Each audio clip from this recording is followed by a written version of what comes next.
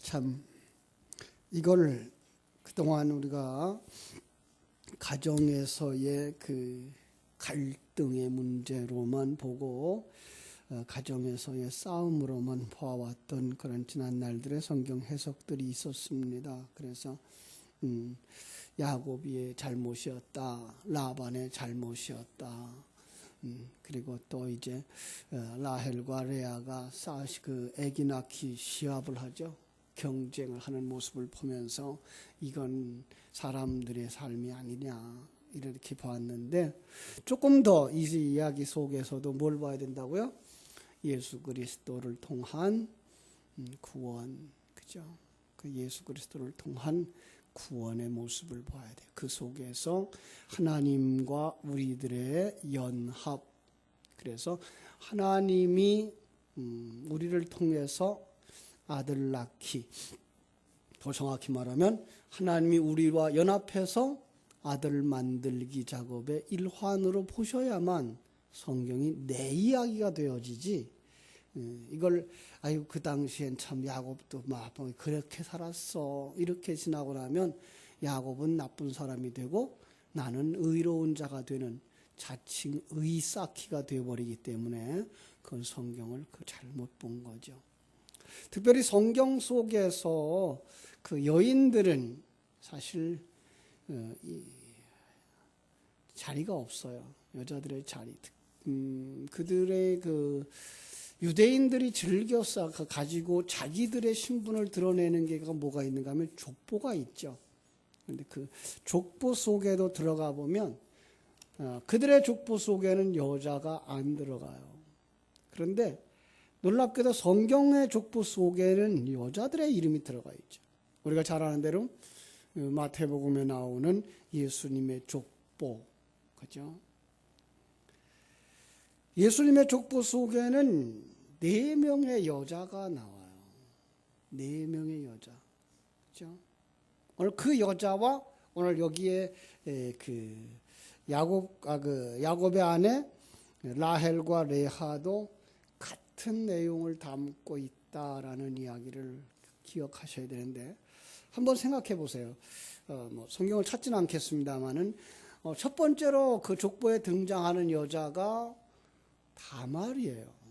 다말, 그러면 우리 알죠? 유다의 며느리.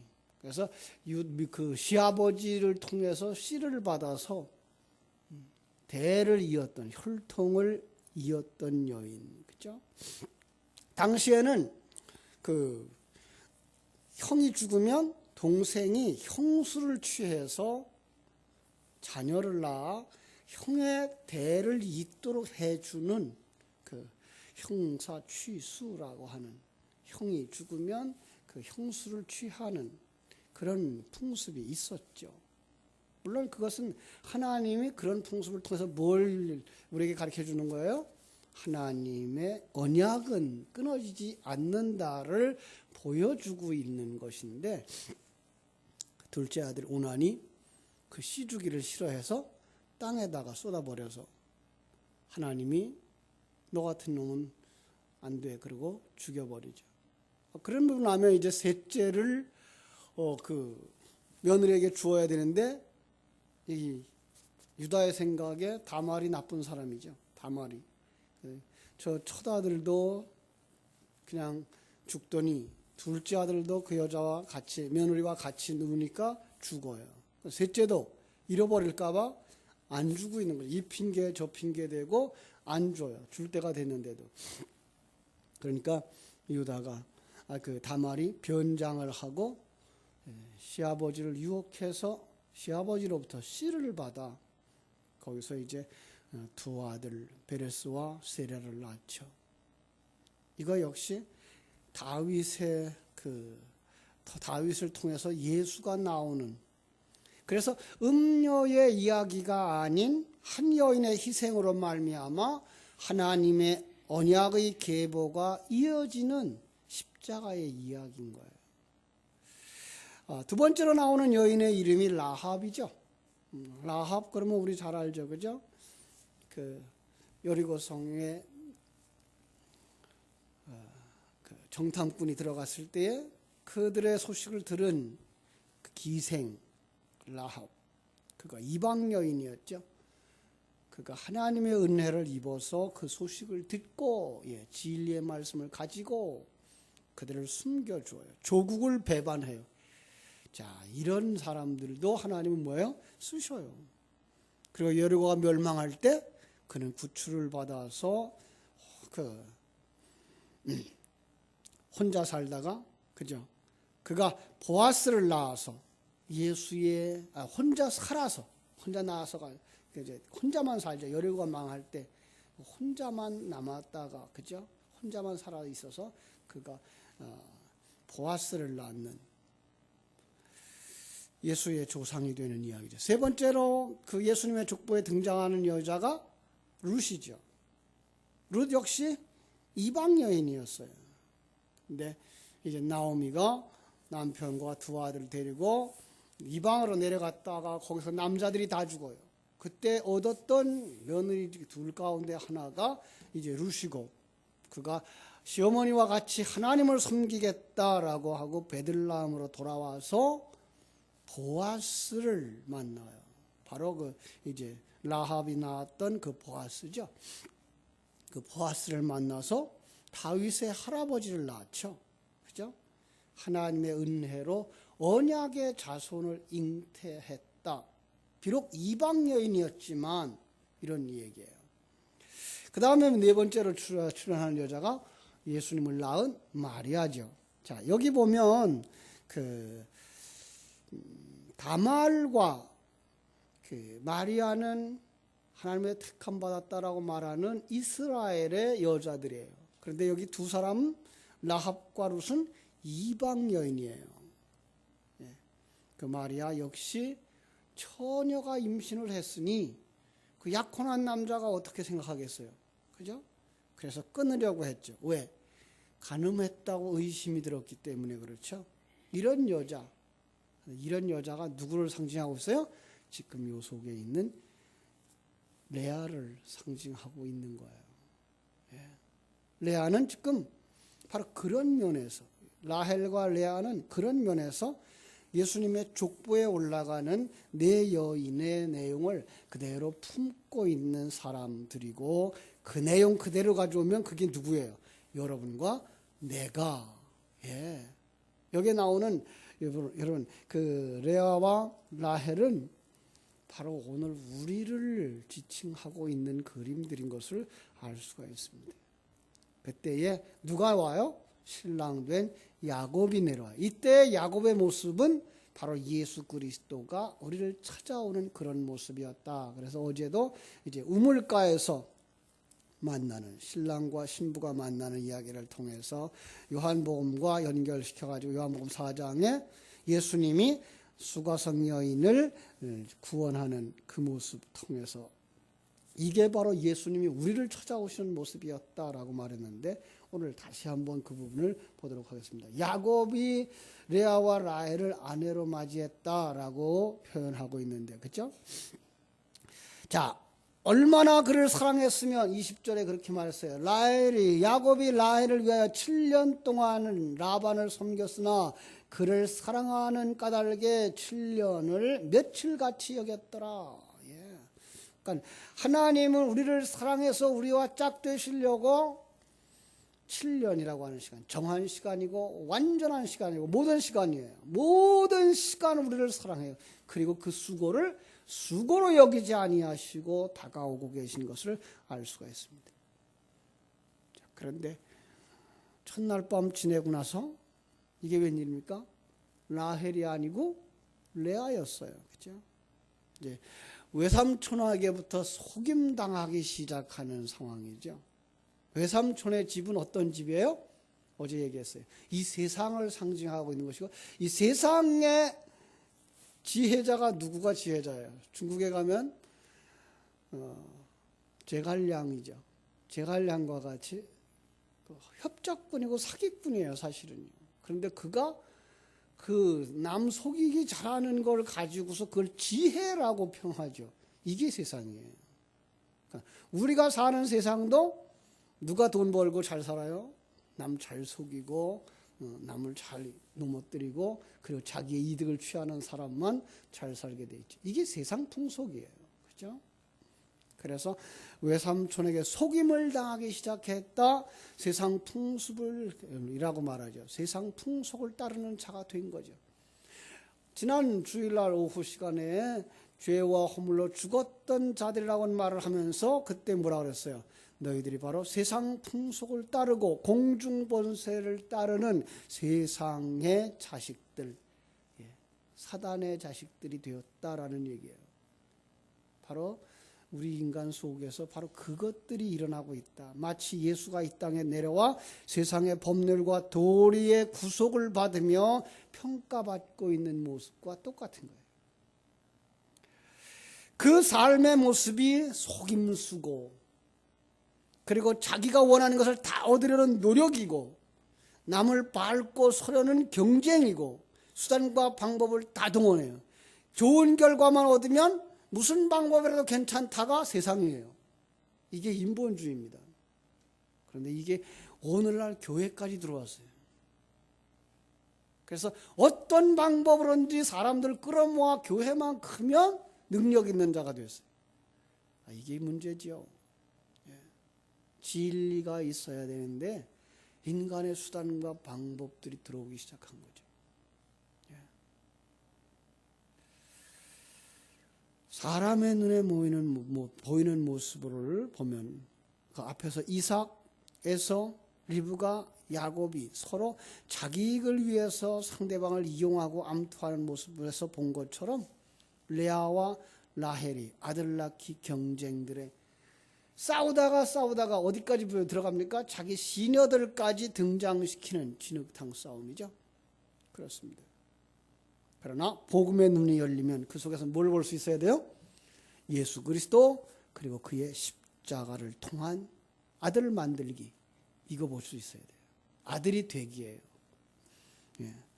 그래서 아까 얘기한 마태복음 2장 17절로 18절에 보면은 예수 그리스도가 태어나는 그 사건 속에다가 라헬이라고 하는 이름을 넣어요. 그리고 에레미야서 31장 15절로 17절 인용하면서 바로 라헬이 아들이 없으므로, 그죠? 위로받기를 그쳤다 그랬어요. 그리고 나서 예수가 태어나요. 무슨 얘기예요?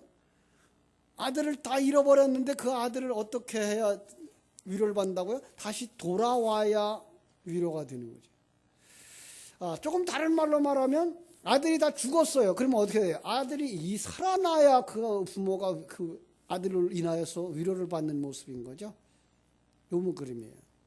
그러면서 이제 예레미야는 언제 시대 선지자입니까? 예레미야 선지자는 우리가 아는 대로 스바냐, 하박국, 다니엘, 에스겔과 같은 시대의 선지자로 남쪽 유다에서 활동했던, 그러나 남유다가 바벨론에게 망할 것이라고 예언하고 그 망할 때에 어떻게 하라고 말하는가 하면 항복해라. 참 험한 역할을 맡았죠. 그죠? 그러니 누가 좋아하겠어요? 그래서 에레미야를 핍박하게 되었고, 에레미야는 그래서 그 눈물로 호소했어요.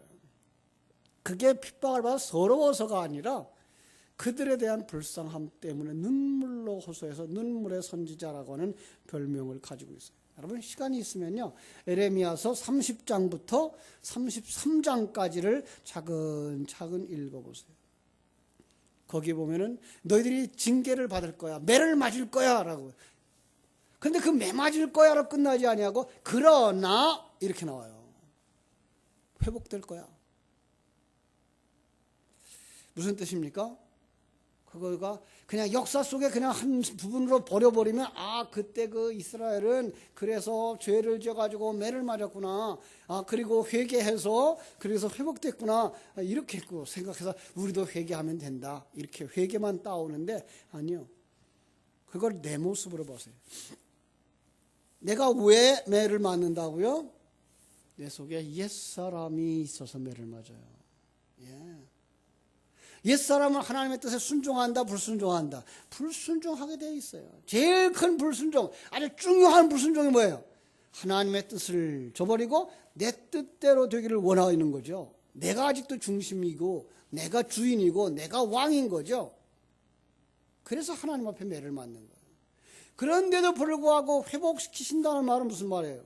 내 속사람은 그 매를 맞고 옛사람이 죽어가면 죽어갈수록 속사람은 뭐예요? 점점 살아나서 완성될 거야의 이야기인 거예요. 그러니까 그 성경 속의 역사로 그냥 보면 내 모습 속에서의 옛사람을 죽여야 되는 모습이 안 보이고, 그리고 내 속사람이 어떻게 완성되어져 가는가가 안 보여요. 그냥 역사 속의 그 일.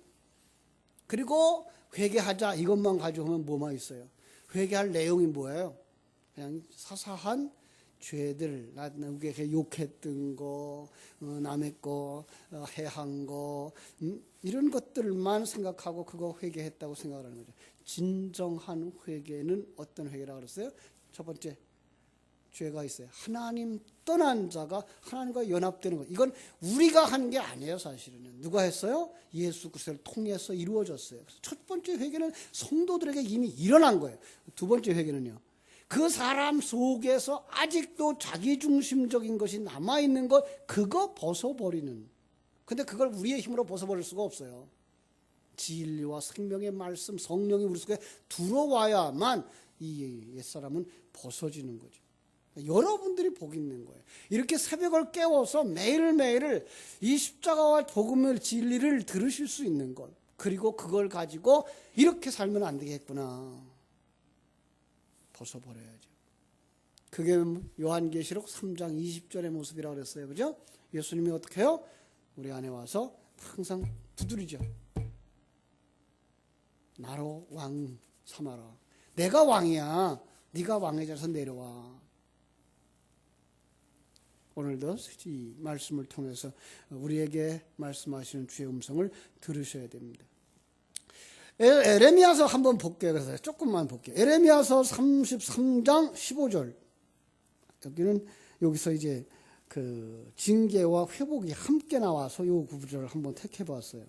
에레미야서 33장 15절에서 17절.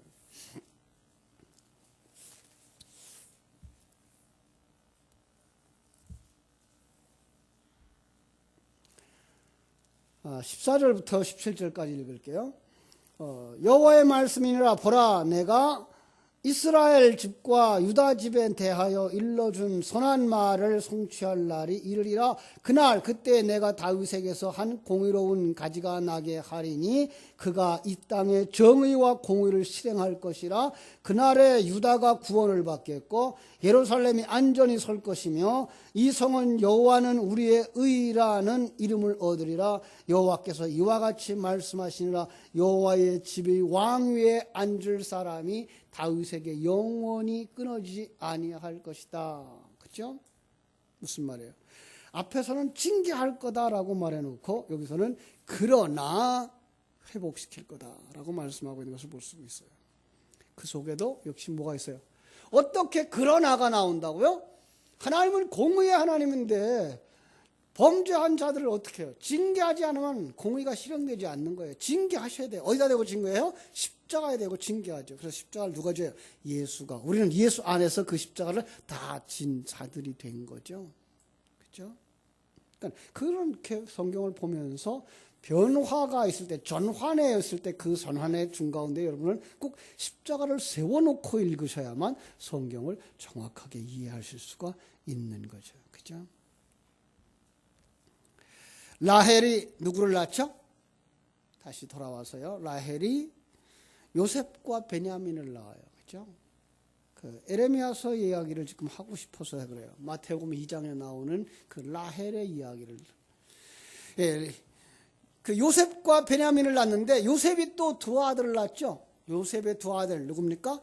에브라임과 므낫세. 그런데 에브라임이 나중에는 이스라엘의 북쪽을 대표하는 지파가 돼요. 북이스라엘의 대표자가 누가 되는가 하면 에브라임이 돼요. 그때에 남유다의 대표는 누굴까요? 베냐민이에요.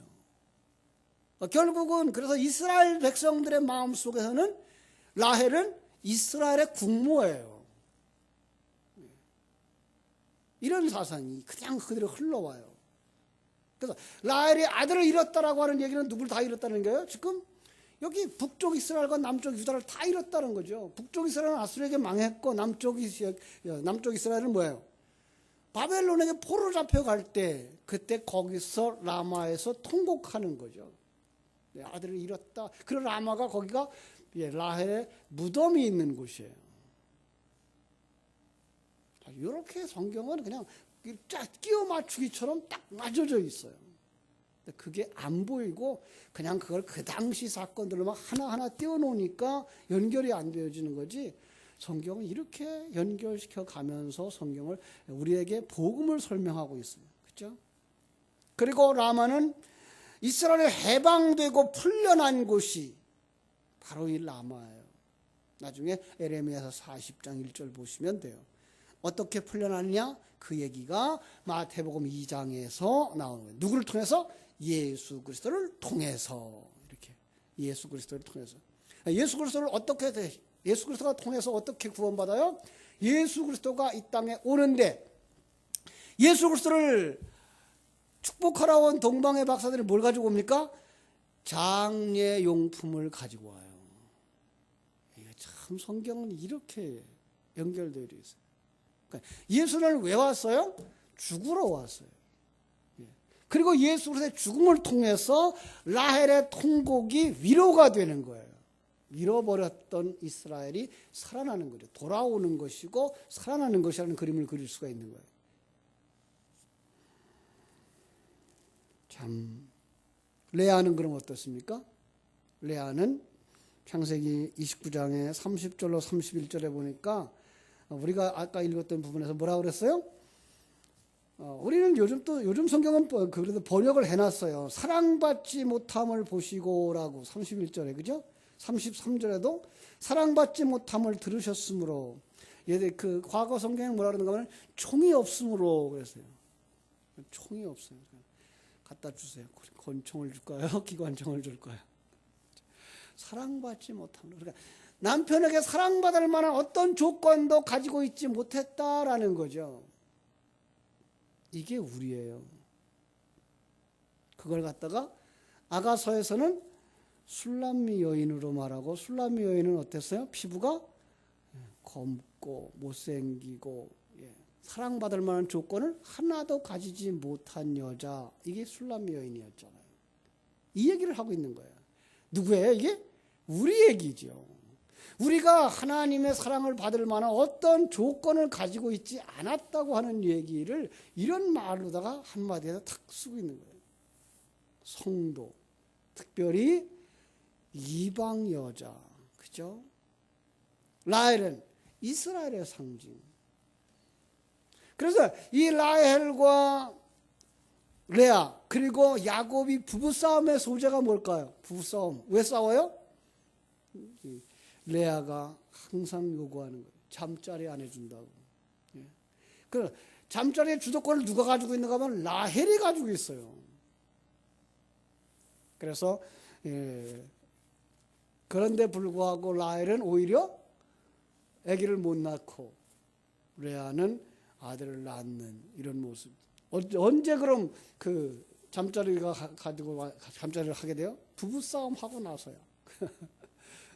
그리고 화판채 가지고서 화판채가 임신 촉진제래요. 그거 가지고 그걸 라헬에게 주고 자기는 남편하고 잠자리해서 아기를 가지고 이런 참 묘한 얘기들을 해요.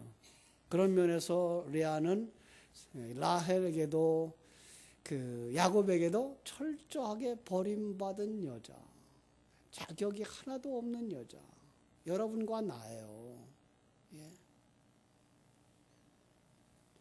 사람에게는 사랑을 받지 못하나 하나님의 사랑을 받아 마침내 약속의 아들 예수 그리스도를 낳는 모습이에요. 그렇죠?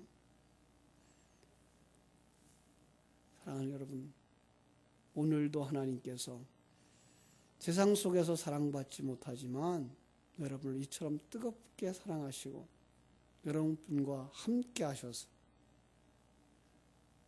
한 몸 이루셔서 여러분을 아들로 만들어낼 줄로 믿습니다.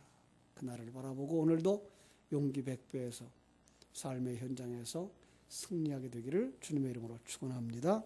기도하겠습니다.